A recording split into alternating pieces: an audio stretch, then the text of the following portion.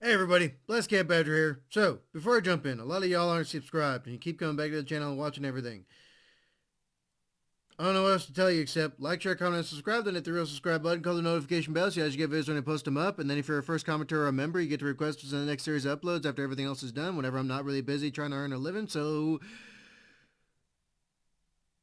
let's continue.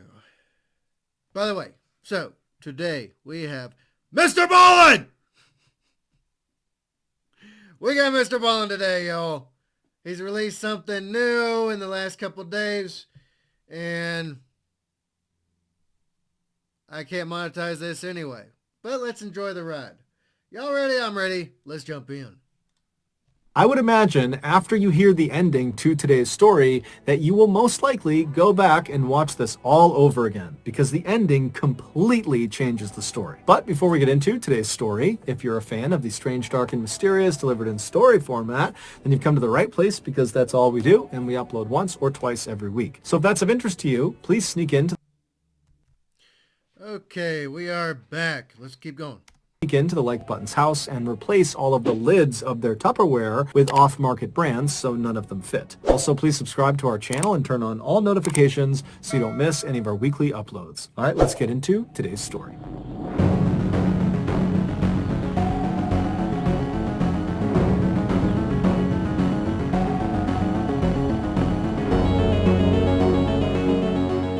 Ever since he was a child, Still love Mr. Ballin's intro! I probably blew out some eardrums with that one. I still love Mr. Ballin's intro. He's still got the best intro out of everybody. Still does. Count Dankula's number 2, though. Mark Twitchell had always dreamed of becoming a big-time Hollywood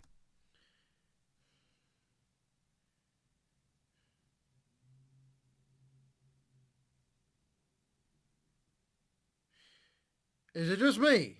Or does this dude kind of creep y'all out too? That's a little creepy, my man. That's a little creepy.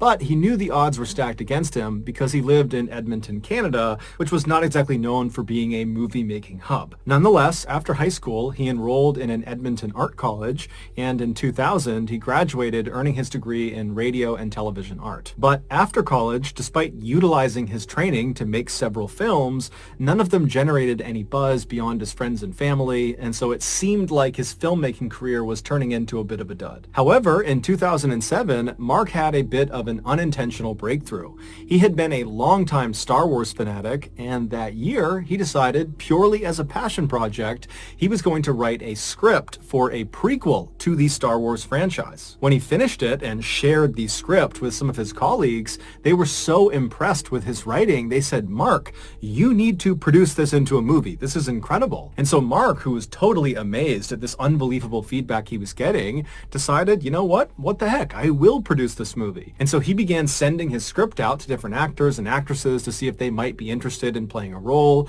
And amazingly, one of the original Star Wars actors, Jeremy Bulloch, who played Boba Fett, he read the script and he was so impressed by it that he agreed to play a role in Mark's film. And so this passion project had quickly turned into Mark's biggest success yet. When the movie was finished, it did well, but it didn't propel Mark into Hollywood stardom. However, it did put him on the map as a bona fide filmmaker, and it showed him that if he just focused on making films about subjects he was already very passionate about, those films would be much more likely to succeed. And so in 2008, so roughly a year after creating the Star Wars fan fiction film, Mark decided to embark on another film project around another passion of his. Dexter. Dexter was a very popular TV show about a fictional serial killer whose name was Dexter, and the way You know,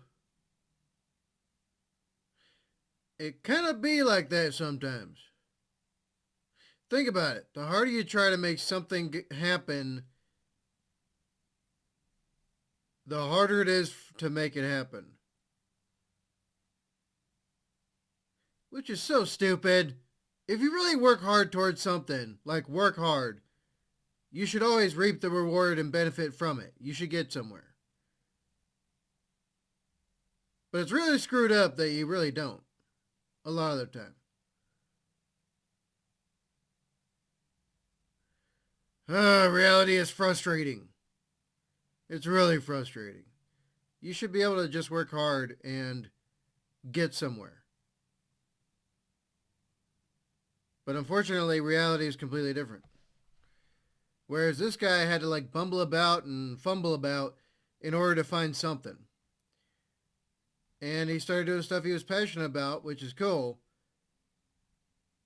But it really took like some luck and circumstance for him to really get somewhere. Oh man, this frustrates the daylights out of me. And the way Dexter would kill his victims is he would lure them into these small rooms, which he called kill rooms. And inside of them, basically every surface, the ceiling, the walls, the floor, were all covered in plastic sheeting to catch any of the blood. And then he would kill his victims, usually with a knife. And then afterwards, he would dismember them and bag up their body. And he would roll up all this plastic, kind of collecting all the evidence. And then he would dump the plastic and the body into the ocean. Mark was obsessed with the show, and so it inspired him to make his next movie be about a killer too. Except instead of it being fiction like Dexter, he wanted his movie to be at least based on real events. And it just so happened at the time he was thinking about doing this movie, there was this uncaught murderer terrorizing Edmonton, and so Mark decided the Edmonton killer would be his star. Mark would spend the next several weeks obsessively researching the Edmonton killer and his victims and establishing a clear timeline of what had happened with this case, and then after he felt like he had compiled every piece of information he possibly could, he used that research to concoct a 42-page first draft of his script. And Bub. I got a feeling he's dealing with something.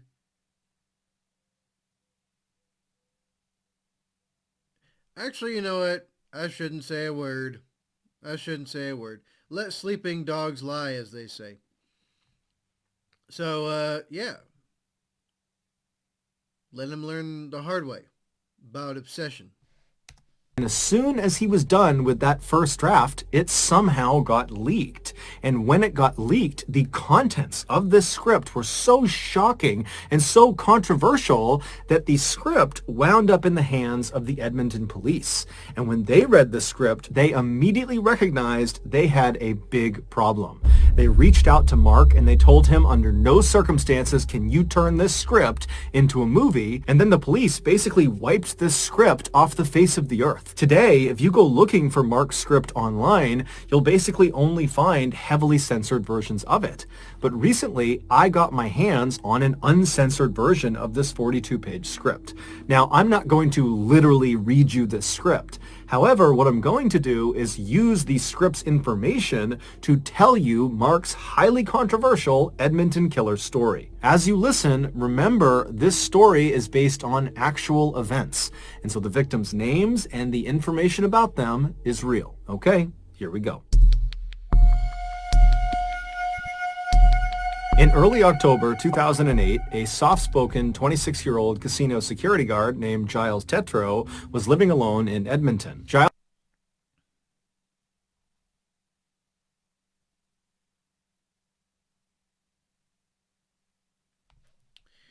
Okay, look, here's the thing. For me, it's not about the whole idea of the police trying to do something good. It's not about that at all.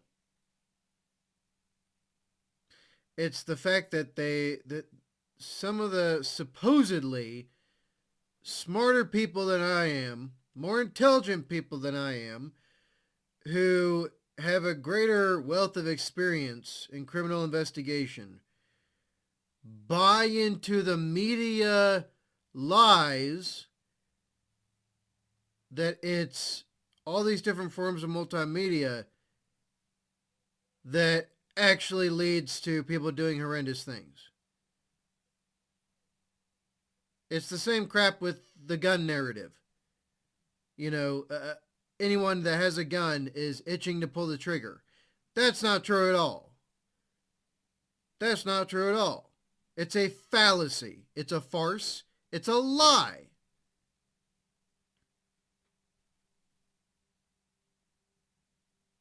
They're buying into this media narrative that if you release like, violent video games or graphic content or like thriller slasher, murder mystery movies and all this other stuff, and that it actually makes everybody a potential killer.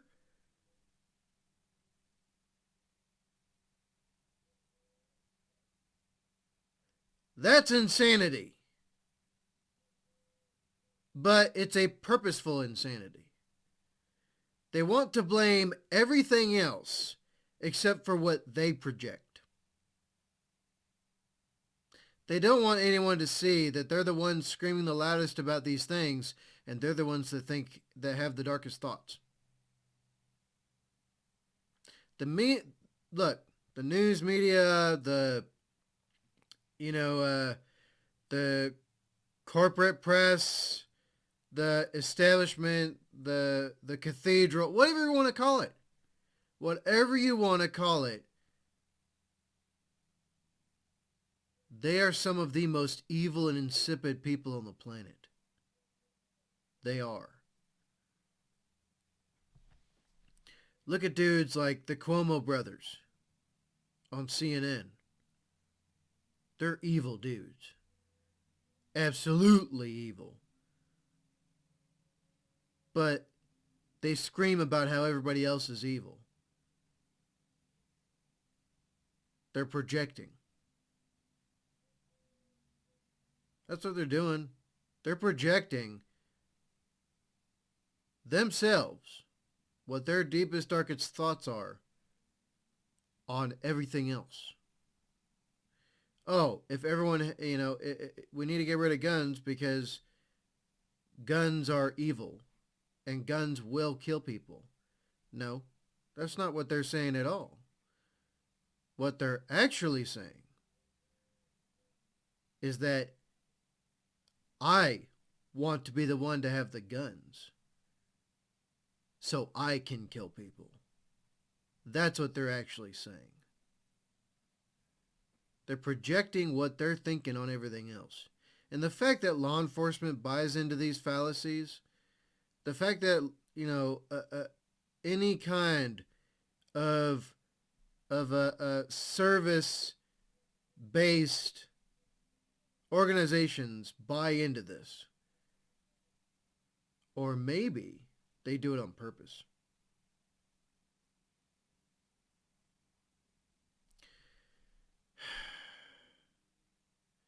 It's people that do these things.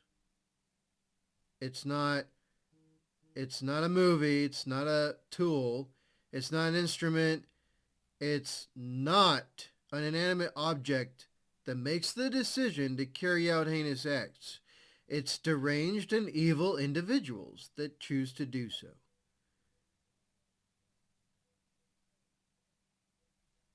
And those that wish to do it the most are those that yell the loudest about it. Giles's life had recently been turned upside down. And no, I'm not sorry for the rant. If you don't like me ranting in my own video, then don't watch. Because a few months earlier, his wife had told him that she just didn't love him anymore and that she was going to leave him. Giles was still very much in love with his wife, and so this was a totally heartbreaking experience for him. After she left, Giles tried to stay busy and keep his mind occupied, but it rarely worked. Oftentimes, he felt crushingly lonely and sad. But on Friday, October 3rd, when Giles came home from work that afternoon, he suddenly felt like, you know what, I gotta get my life together and I'm gonna start by finding myself a new romantic partner. And so he went on a dating site and he made himself a profile and he began Look, y'all, people need to get away from the digital dating space. You seriously do. Seriously. Get away from the digital dating space. Okay, and I know this situation with this dude all too well. Men actually do love very deeply. They do. And it's a dedicated, committed, and rock solid kind of thing. That's not the same for women. At least most American women. I know there's exceptions to this. And just because there's a lot of exceptions doesn't mean it's not the rule. Everyone tries to bring that up. You're wrong. For women, it's different. Men and women are different. They seriously are. Men. Act like men. Seriously. I'm not talking about toxic masculinity. I'm not talking about you have to be a jackanapes the whole time. No, I'm not talking about that. I'm talking about you have to be the rock. You know that old saying, grown men don't cry? Well, there's a reason for that saying. Because men are the rock. We're the rock that civilization was built on.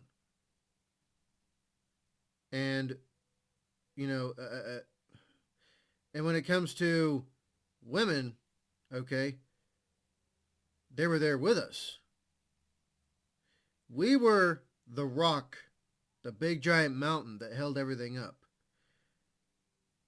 Women were the algae that's on the rock, the animals that climb around it, and all that stuff. We need to get back to that. And we need to learn to move on faster. To be able to just cut that string. Like I've said before, and this still holds true. Don't have time for anyone that doesn't have time for you. Don't. Seriously. Once somebody's done with you, cut them off. Have nothing to do with them. You got bigger and better stuff to move on to. Now they're just another human being, and that's it. That's all they should be. Should you care? Probably not. Should you try to work through your feelings so that you stop feeling anything for them? Absolutely. For your health and welfare. For your mental health especially. Because trying to hold on to that kind of stuff is just going to mess you up. There's no point in it. You've got your life to live. So let them disappear into the ether. You got other stuff to do. We only get one shot at this. Make it a good one for yourself. And we need to get back to that. Now, someone's going to say, oh, well, you're supposed to cry every once in a while. It's a release. Okay, do it in private. I'm serious. Do it in private. Don't show that shit to anybody. Just don't. I've made that mistake several times, and all it's done is gotten me bad. All it has done is brought negative stuff my way. Okay, lesson learned. Women are lying when they say they want men to show emotions. They're lying. And of course someone's going to say, well, I actually want men to do... Well, exceptions don't make the rules, sweetheart. They don't. You may be nice that way. Majority of women ain't. Exceptions don't make rules. But now this poor dude's going to go on the internet to find somebody? No, man, no. Go outside. Go to like a, I don't know, an Applebee's, a party. Freaking like join a club of some kind. Go to a dancing hall or a bar or something.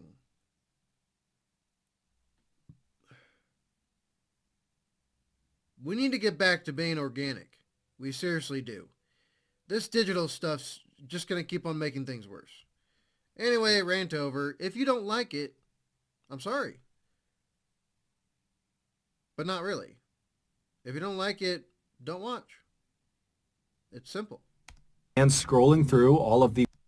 And for my subscribers, I'm so happy y'all put up with me. I seriously am. Because I do sometimes think I can be quite insufferable. I probably talk too much. But that's me, and I'm not going to change who I am. All of the women's profiles that lived roughly in his area, and at first no one really appealed to him, but then he stopped on this one woman's profile. She was this young, blonde, beautiful woman named Sheena, and she lived right in Edmonton.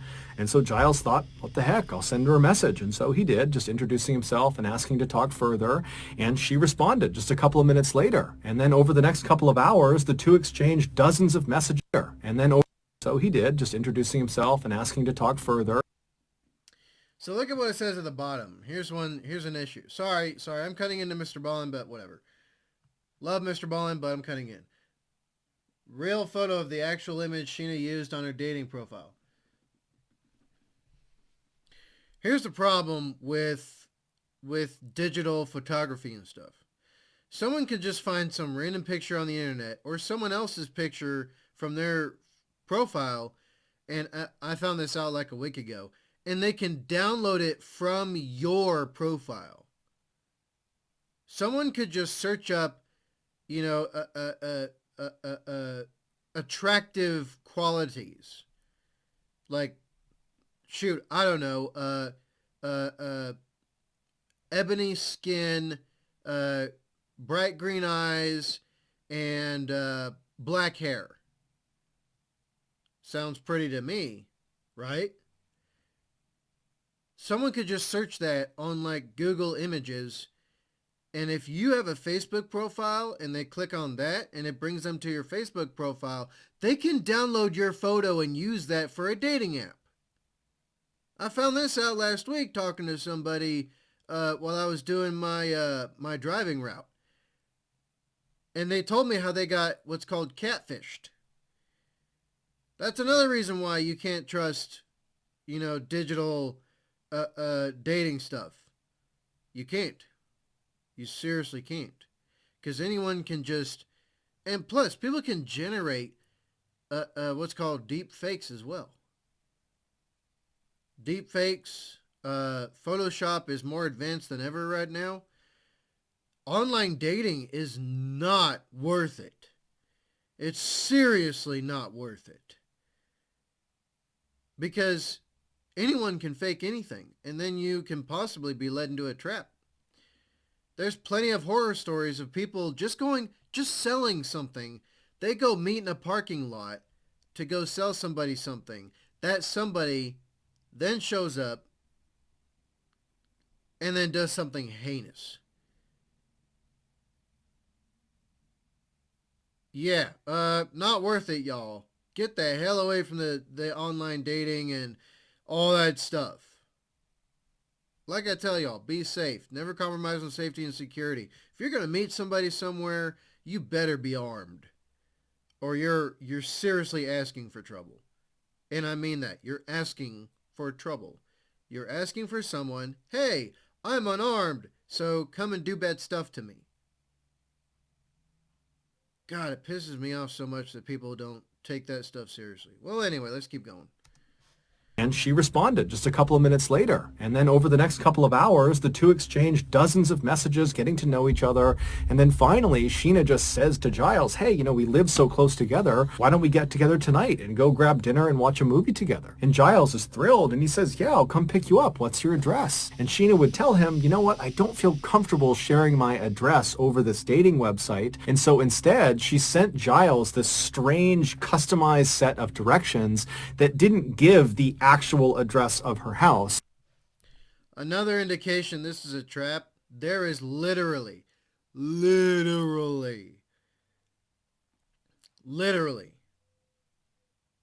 zero, and I mean zero, evidence of this being a very common thing of a woman on a dating site immediately responding and immediately wanting to link up. There's zero to support that for your average dude. This guy is an average dude, just like I am. I am definitely your average dude. And for a woman to just immediately be already just jumping at the chance, that's a million red flags. That's a million red flags. Because unless you got a Lambo in your pictures and you got a multi-million-dollar home in your pictures and you're at least like 6 foot and like super jacked or like Dwayne The Rock Johnson or John Cena or Chris Evans or something like that, this is not going to happen for your average guy. Don't believe me? Look up the statistics. Look up the statistics. And anyone that tries to tell me the statistics are wrong, no. No, they're not. Look them up yourself. I know I'm right on this. So yeah, unless you have all those things, this is never going to happen for you. Instead, it basically Is my experience different? Yes. Don't ask me why, and I'm not going to question it because I don't want my good luck to be like completely destroyed, okay? Especially recently. But look, for your average people, your average dude, this ain't going to happen, man. There's a million red flags going off. This is probably a trap. gave Giles a set of known landmarks in Edmonton that he could follow until he finally arrived at her residence. And she also told him that when he arrived, instead of just coming up to her house, there would be a detached garage and the door would be open and he would go through the garage, out the door into her backyard, and then he would go up the back steps to the back door of her house and she would meet him there. Now, Giles did think this was a little bit strange, but at the same time he's thinking, I am basically a complete stranger to her. We just met today on the internet, and so I really can't blame her for taking some extra safety precautions with me. And so he told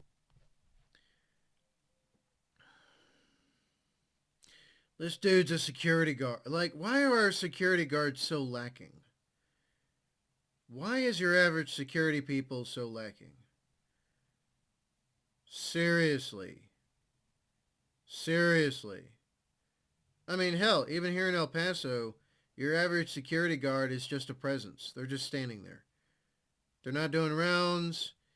They're not checking all avenues of approach. They don't know the disposition of the area. They don't know the best places for ingress and egress. They have no technical picture whatsoever. In fact, they have very little situational awareness. And, I've talked to some of them. I just wanted to be like, hey, how's it going? How's the job and everything? And the way they describe everything, they literally, then again, okay, maybe it's because I'm military, and this is like ingrained into my skull. But still, like, wouldn't you want your security to be more than just a target? Or a deterrent? And even then, that's not too much of a deterrent.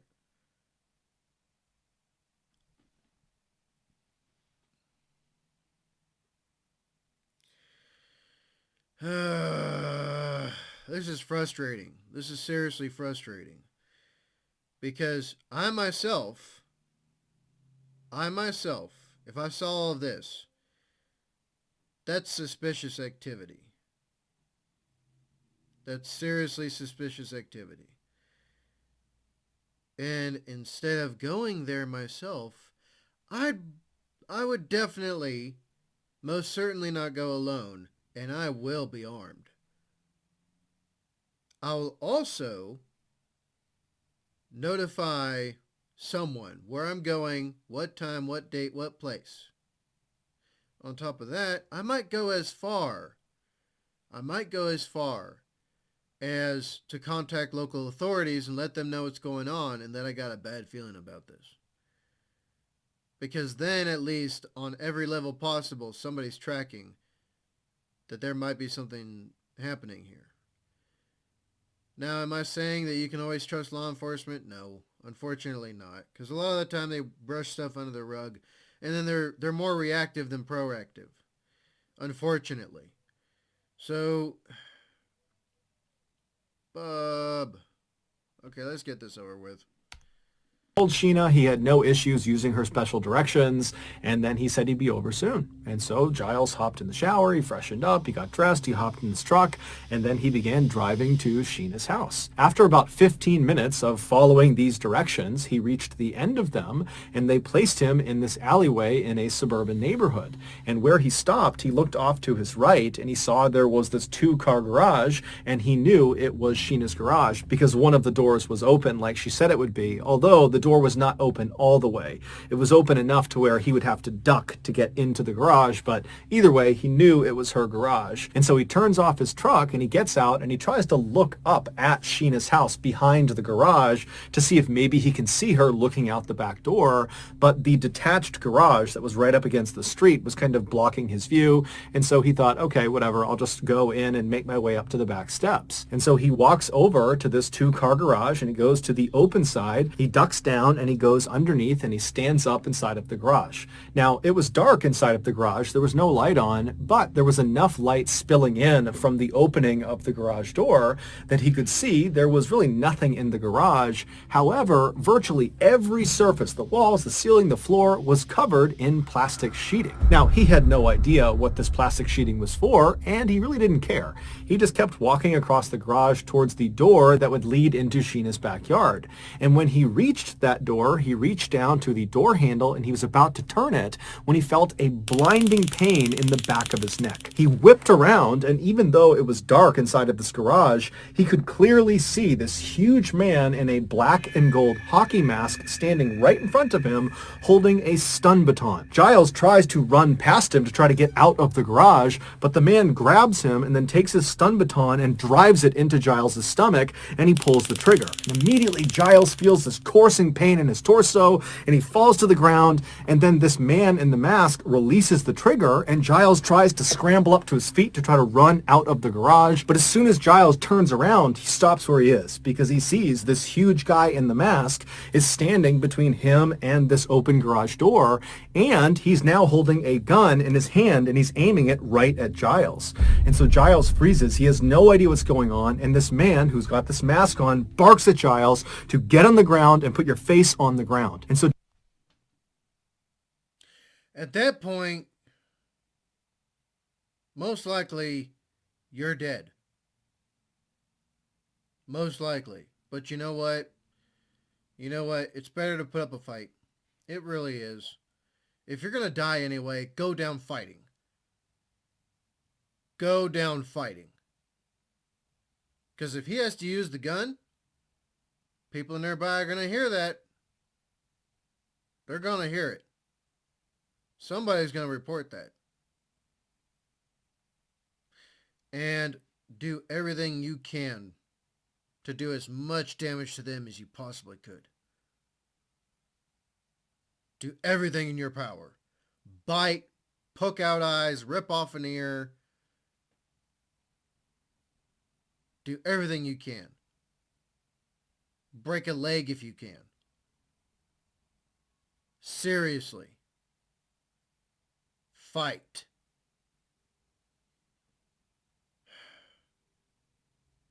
And it's bad enough he already got himself in this situation. Poor guy is desperate. Desperate, like so many of your average dudes, to find some love. And he ends up here, despite all the red flags. Gosh, this is frustrating. So frustrating.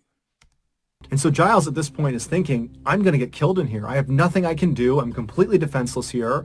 And so he just does what he's told. And he lies down on the plastic sheeting and he's totally terrified. And this man walks over and he puts a piece of duct tape over Giles's eyes. And so as he's laying there blind and terrified, Giles becomes very emotional. He suddenly longs for his ex-wife and for his family and his friends. He wishes he could see them just one more time, and he knows he's not going to.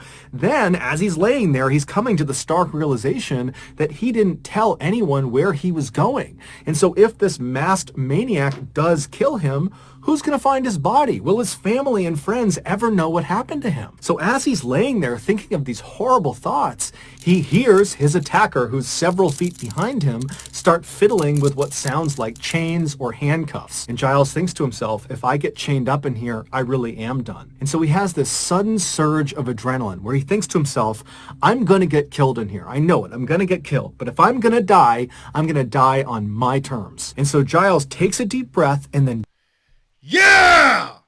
Yeah! There you go! Fight! Fight! You know you're gonna die. Go down fighting. Hell yeah! jumps to his feet, rips the tape off of his eyes. He turns around and he faces his attacker and he says, I'm not going to do this. I'm not going to go out this way. And the attacker is totally surprised, but he just begins to raise his gun at Giles to shoot him. And Giles lunges forward and he grabs the barrel of the gun and he pushes it away from him. And as soon as he does that, Giles realizes something. The gun is made of plastic. It's fake. And so Giles is suddenly so confident, he grabs the arms of his attacker and he tries to kick the guy in the legs, but the attacker is so much bigger and stronger than Giles that he just headbutts Giles. Giles goes flying to the ground and his attacker jumps on top of him and begins punching him and slamming his skull into the ground. But Giles is so high on adrenaline, he can't feel any of the blows. All he's trying to do this whole time as he's getting pummeled is just find a way to stand up and run out of this garage. Just get out, escape. And amazingly, against all odds, he does manage in between blows to wriggle his way out of the attacker's grasp. But as he begins to run towards that opening in the garage door, the attacker grabs him by the jacket. And so Giles twists himself and he actually comes out of the jacket. And then he throws himself onto the ground and he rolls out of the garage. And as soon as he is free, he suddenly can't stand up. The stun baton, he didn't feel it before, but it had sapped all of his strength. But the adrenaline had kind of overridden that feeling. But here he is outside and he suddenly can't stand up. And so he's trying to stand up, and then the attacker, who's still inside, dives down, reaches out from underneath the garage and grabs Giles by the ankle and begins trying to pull him back into the garage. And so Giles is kicking and screaming and punching, and he finally breaks free. And then he has another surge of adrenaline and he stands up and just begins running down the alleyway. Doesn't even go to his car. He just starts running towards, hopefully, civilization. And he makes it a couple of houses before he collapses to the ground in this very busy walking trail. And so he's landed right in this intersection where he's hoping someone's going to be. He turns back and looks down the alleyway and he sees his attacker, who's now on the road. He's got the mask still on his face and he's charging up the road. Giles can't even get up. He's so tired, but Giles looks to his side and he sees there's this random couple walking down the walking path. They see Giles on the ground who's calling out for help, and they run over to him and they get right in front of Giles, and Giles immediately points at the attacker coming down the alleyway and says, he's trying to kill me. And the attacker amazingly just jogs right up to Giles, right up to the couple. He does not take his mask off and he acts like he's friends with Giles and says, oh, come on, Frank, you're making a big deal out of it. It's a game. Come back to the garage. I'll meet you there. And then the attacker just turns around and walks back down the alleyway back towards his garage. And so Giles turns and looks up at the couple, who are totally freaked out by this whole situation. They don't know if this is some weird setup that they're going to get robbed or something. They don't know if this is a hoax. And so they say, hey, you're on your own, pal. And they turn and they leave. And so Giles is left in the middle of this intersection. The only people that could have helped him are now gone. And so he rolls over and just looks down the alleyway in the direction of the garage. And he can actually see his attacker pacing back and forth inside of the garage because that door is partially open. And so Giles doesn't know what to do. He has to get to his truck to get out of here. And so he just sits there for a couple of seconds just watching the attacker, making sure he's staying inside of the garage. And then finally he just took a deep breath. He pulled himself up and he stumbled down the alleyway. He got in his truck, fired it up, and he peeled out of there. When Giles got home, he was obviously traumatized from this horrible thing that had just happened to him, but he also felt embarrassed and kind of ashamed that he had clearly just gotten catfished by the psycho in the garage. Obviously, Sheena, the woman he supposedly was talking to, was not real. It was that guy in the garage that had attacked him, but he didn't really understand why it had happened. He had no idea why anyone would target him, and so the whole situation was just such a mess. He decided, you know what, I'm not going to tell anyone. He didn't report it to the police. He didn't tell his friends. He didn't tell his family. He just decided he was going to move on and forget about it. A week later, Okay, first off, he fought. He fought and he got out. Good on you. Good on you. Victory for the average guy, right? Bub. Bub. Yes. Fight. Second off, he made another stupid decision. He decided not to report this to anybody. Clearly the dude was going to try to kill him. So he done messed up right there. He done messed up. Oh man, I don't care how embarrassed you are. I don't care. I really don't care. Do the right thing. Later, on October 8th, another Edmonton man, 38-year-old Johnny Altinger, was perusing the dating website that Giles had been using. Johnny made a living doing quality control for an oil and gas company, but he hated that job. He much preferred to spend his time tinkering with his computers or his prized motorcycle. Johnny had lots of very close friends, but romance was always something that had eluded him. So that afternoon, Johnny, like I said, average dude. Average dude. It's not so much that romance eludes him. It's just that there are too many certain types of humans who think of themselves as much better than they are. That entitlement. That they're like, oh, well, I deserve the best man ever. I'm sorry, if you're a 5, you're a 5. If you're a 5, you're a 5. Go find yourself a fellow 5. And people are going to know what I'm talking about. And no, people are going to say, oh, but feelings and blah, blah, blah, blah. I don't care. I don't care. The facts are the facts. Look at the statistics. Look at the statistics, y'all. And yeah. Nobody can tell me I'm wrong on that. Like Giles, was on this dating website to potentially find a romantic partner. And so as he was scrolling through all of these different women's profiles that lived roughly in his area, he wasn't interested in any of them until he stopped on this one profile of this beautiful young blonde woman named Jen, who lived right in Edmonton. And so Johnny was interested. He sent her a message, and very quickly she wrote back, and before long the two were That's an instant red flag. If you know you're not that good looking, if you know it, okay, and I will be precise on this.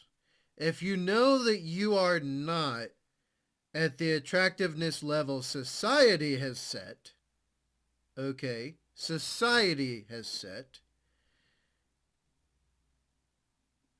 why are you trying to reach way above?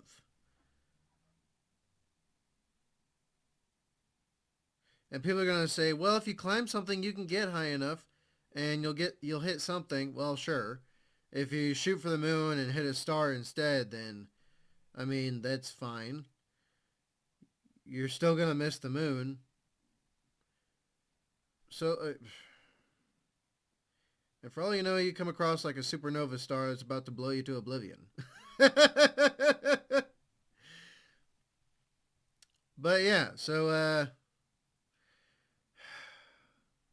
Bub.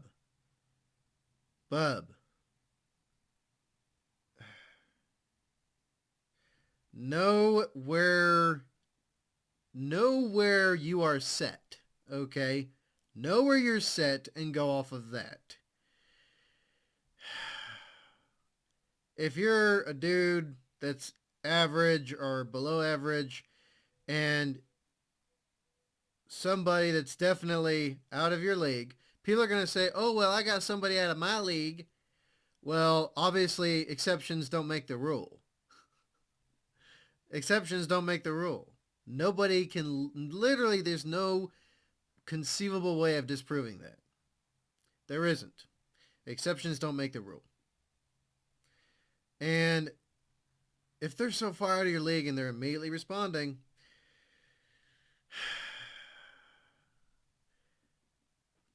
Bub, Seriously. Something's wrong in the state of Denmark. I'm just saying. I'm just saying. There's something fishy. Two are chumming it up, and then eventually they actually agree to get together that night for dinner and a movie. But when Johnny asked Jen for her address, she would tell him that she's a paranoid person and she doesn't want to give him her actual address over this website, and so instead she gave him a set of very strange directions that relied on local landmarks in Edmonton to guide him into her residence.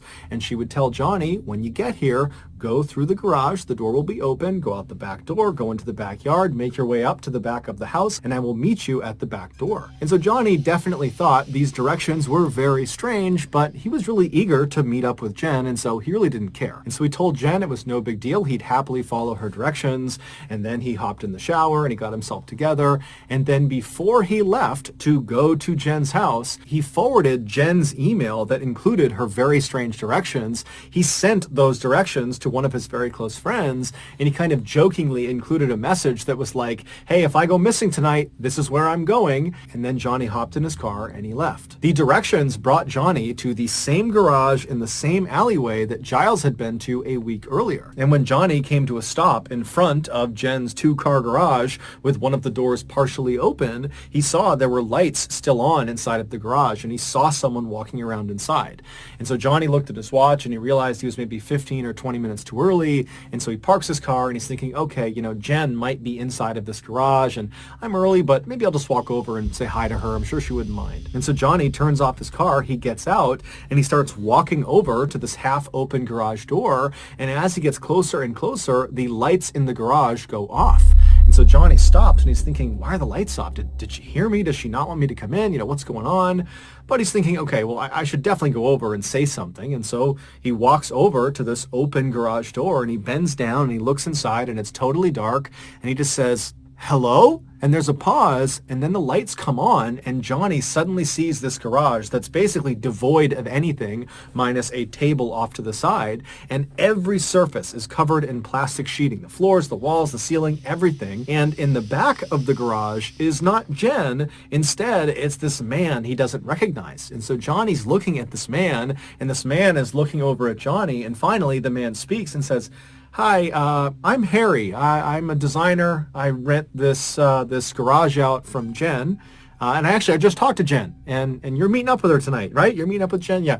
She's running late. So I think she'll be back in about maybe 20 minutes. So can you come back in 20 minutes, come right back here, come to the garage, and I'll bring you up to the house because I know you're meeting her up at the house. So 20 minutes. And so Johnny doesn't really know what to make of this. He figures, okay, I don't really know what Jen's arrangement is with this designer in this plastic covered garage, but whatever. And so Johnny says, okay, no problem. I'll come back in 20 minutes. And so Johnny turns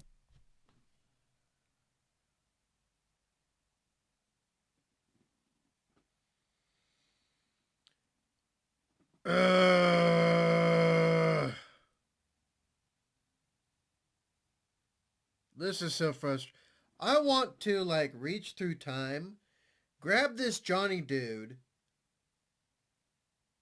bring him here, and squish his face against the screen while this story's being told.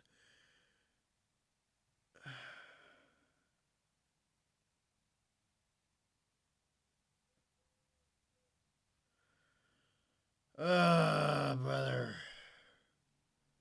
Oh, brother.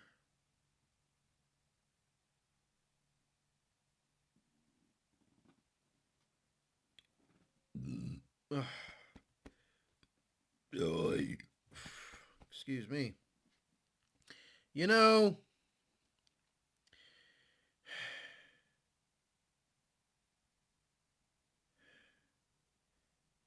I've been roofied twice in my life. And thankfully, circumstances and luck was with me.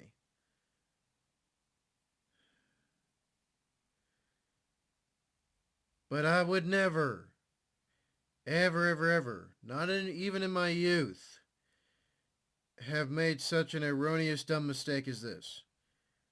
Seriously. Oh, brother. And he walks back to his car and he leaves and drives around for about 20 minutes, and then he comes back to the garage, and as soon as he parks, he notices right away the light in the garage is now off. So presumably Harry has actually left, and so he will not be available to walk Johnny up to the house to meet Jen.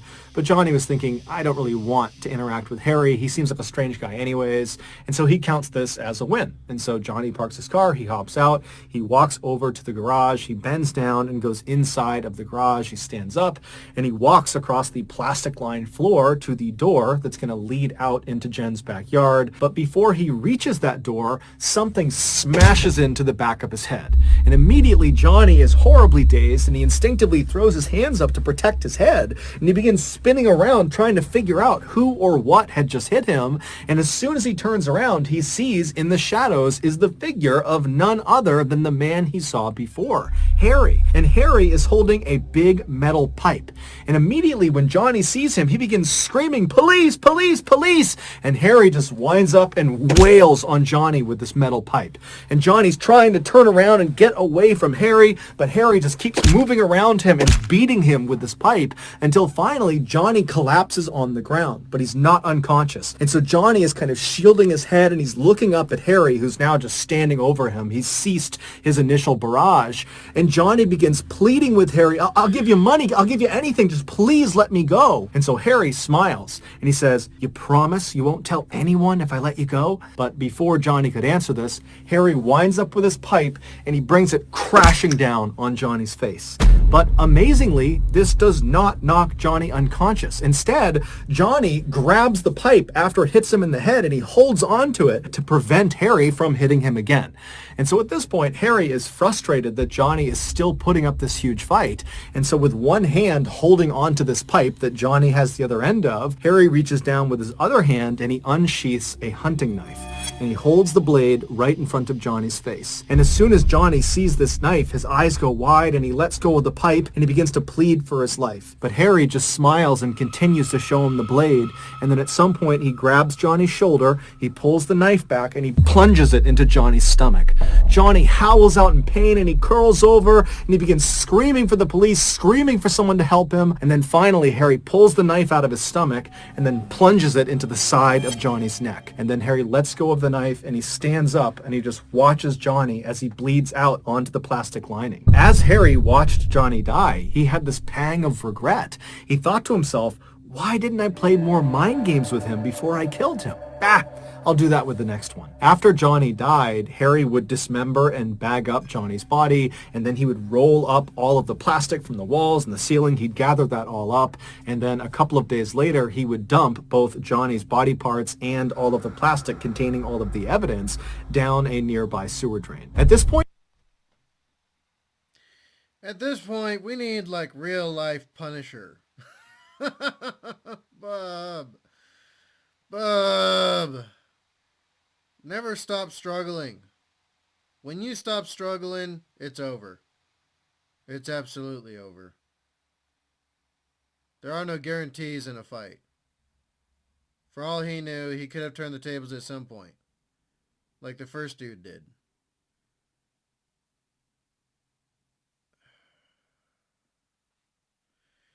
Never stop fighting. Never. Once you give up the struggle, it's over. Once you surrender, it's done. Oh, brother. This is exhausting. At this point in the story, Mark's script just kind of comes to an abrupt end. We don't know what Harry did after getting rid of Johnny's body and the evidence because Mark just didn't write it. It was like he didn't finish the script. And there's a reason for that, and it's the same reason the police stepped in and stopped Mark from making this script into a movie. At the time they read his script, the police had already figured out who owned the garage where Giles and Johnny were attacked. Johnny's friend, the one who Johnny had forwarded Jen's email that had those those strange directions. Well, that friend gave those directions to the police once Johnny had been reported missing. And so the police followed these strange directions to this garage, and they discovered it was not owned by some young, beautiful blonde named Jen or Sheena. It was not owned by some designer named Harry. It was owned by a young, up-and-coming filmmaker named Mark Twitchell. But to this point, Mark had been extremely cooperative with police and allowed them to search it, and they found nothing. And he explained to them he was not remotely the only person with access to this garage, not by a long shot. But when police searched Mark's laptop, they found a hidden document, and this document was his 42-page script. And when they read it, they saw there was a huge issue. Giles, the first victim of the Edmonton killer, had eventually gotten over his embarrassment and shame, and he went to the Edmonton police and he told them in detail what happened to him inside of that garage. But Giles was so scared he had not told anybody else what had happened. The only people who knew were himself and the Edmonton police. Yet somehow in Mark's script, the account of what happened to Giles was exactly correct. Every little detail of what happened to Giles was encompassed inside of this script. And the reason Mark had this information is because Mark was in the garage when Giles got attacked. Because Mark was the Edmonton killer. Mark had been so desperate to make his killer in his new movie as good as Dexter in the TV show that Mark decided he needed to literally become Dexter in real life. He needed to know exactly what it felt like to lure an unsuspecting victim into a kill room and murder them so that he'd be able to more accurately write about it in his script. He believed this would put his movie over the top. It would be the most authentic killer movie ever, and it would be his ticket to Hollywood. And so after Mark used a fake dating profile to trap and then attack Giles, after that experience, he wrote about it, and that became his script. And then when he did the same thing to Johnny and then actually successfully killed and disposed of him, he sat down and wrote about that experience too and tacked it onto the end of the Giles attack. He was literally living his movie and writing the script in real time. The title that Mark gave his script was SK Confessions, which stood for Serial Killer Confessions. And that's exactly what the script was. It was a real confession. And based on the way his script just kind of abruptly ends without any sort of conclusion, it seems fairly obvious that Mark was planning to kill more people and then incorporate those experiences into this script. Ultimately, though, the script that was found by police was used to convict Mark of murder, and he is currently serving life in prison. What I said earlier in the video still stands, although I had an inkling that this guy probably had something to do with it. And the inkling came from the fact that Mr. Ballen in the video was using real people and not just some fantasy made-up people from a script, not just characters. But what I said in the beginning still stands. But yeah. Bub.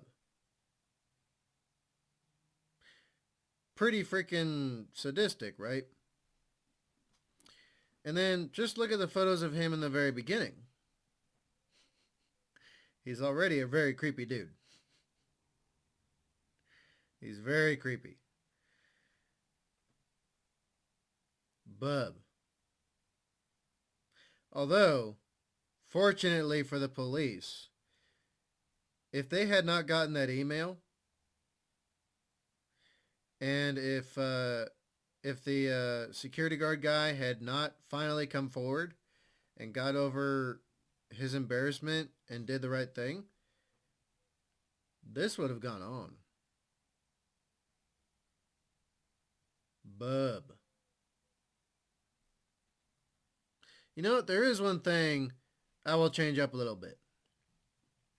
There's one thing I'll change up a little bit. And it's that there's still stuff like this that happens, but there's no insidious plot or twist behind it.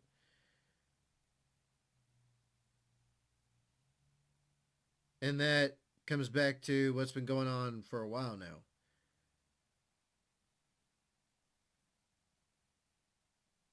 And that comes full circle.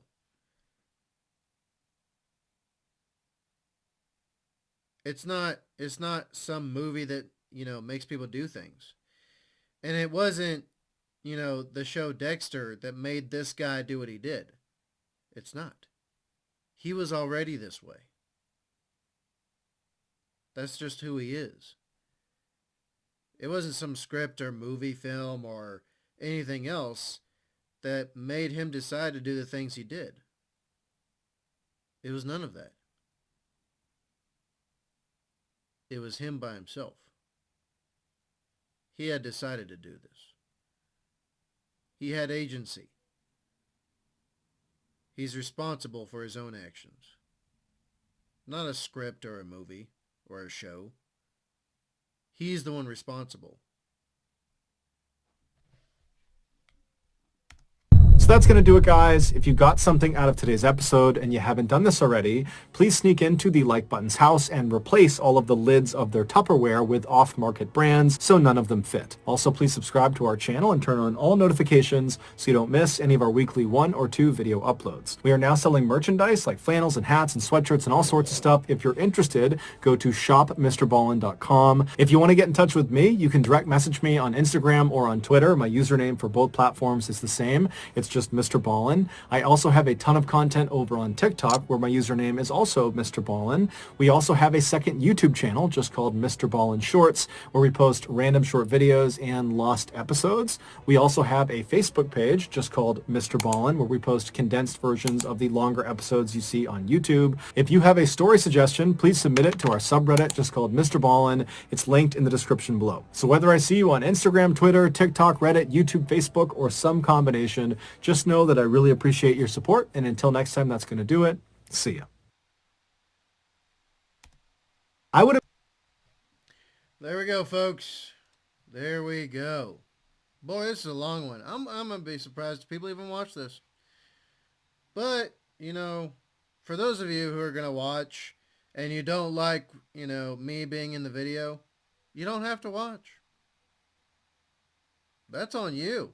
I didn't make you click. That's on you. Any issue, there we go. Mr. Ballin, the real life kill room. So what did y'all think? What did y'all think? Me, I like this. I like this. Alright, y'all. You know what time it is. So, if you like Mr. Ballin, you like these cautionary tales, you like me maybe, then please like, share, comment, and subscribe. Then hit the real subscribe button called the notification bell so you get videos when I post them up. Comment down below what you want me to cover next, what suggestions there are, or get into the Discord. The link is in the description box down below. And if you're a member of the channel, thank you very much. And your comments carry a lot more heavy suggestion to them for whatever's next or whatever is going to come after. And if you're a first commenter, similar thing applies. You just get the first look. But yeah, also, I'm bringing awareness to something. There's a button right next to the subscribe button. It says join. Please become a decent human and join the channel. And then, whether you're on Discord or YouTube, you get to actually directly request things. So, that being said, be good. Seriously, be good. Yeah, it's hard. Yeah, it's tough. But like the great Jordan B. Peterson says, pick up that cross and carry it. We need more good people in the world. We seriously do. We seriously do. Be safe. Never compromise safety and security. Seriously, get read up on all the things you should do to ensure your own safety and security. Seriously. Stay strapped or get clapped. And also make a good life for yourselves. And you will not be able to do that if you're a desperate fool and you blunder into somebody else's garage that's trying to unalive you. So, that being said, I will see y'all in the next one.